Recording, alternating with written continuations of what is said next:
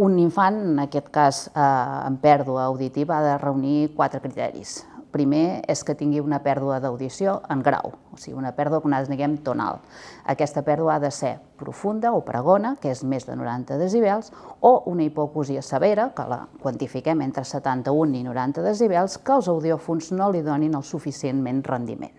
A més, aquests audiòfons han d'estar adaptats correctament i l'ha de portar durant un temps suficient, que és entre 3 i 6 mesos. Llavors, en aquest sentit, podem considerar que si hi ha hagut totes aquestes condicions i no tenim suficient rendiment en aquests audiòfons, aquella pèrdua pot ser candidata per un implant coclear. Aquesta és la primera condició. La segona condició és que aquest rendiment que tenim amb els audiòfons, si és que és un audiòfon, parlem de severes, la pregona evidentment no el tindrem, no tingui una funcionalitat per un correcte desenvolupament del llenguatge.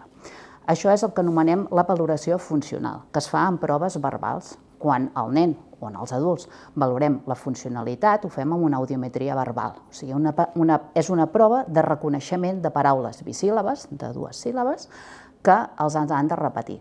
Si aquesta prova no ens dona més d'un reconeixement major del 40% a 65 decibels, considerem que allò no té un bon rendiment. Però què passa amb els nens més petits? Que no els hi podem fer aquesta prova. Llavors, la valoració funcional es fa a través de les logopedes, que valoren com desenvolupa aquell llenguatge o les capacitats que té per desenvolupar el llenguatge correctament amb aquella audició. Si aquesta valoració no és positiva, per tant, tenim un dèficit funcional. Segona característica. Tercer criteri. Tercer criteri és que hem de tenir una valoració neurològica i psicològica prèvia a un candidat a implant per saber els beneficis que li aportarà i les expectatives. I la quarta condició, evidentment, és que hem de tenir una anatomia favorable. Per això fem tacs i ressonàncies, primer, per saber si tenim la còclea, cargol, correctament desenvolupat, la mida, que sigui suficient per poder-hi posar el feix d'electrodes, i segon, hi ha d'haver nervi auditiu. Si no tenim nervi auditiu o no està suficientment desenvolupat, tampoc el podem estimular amb l'implant coclear.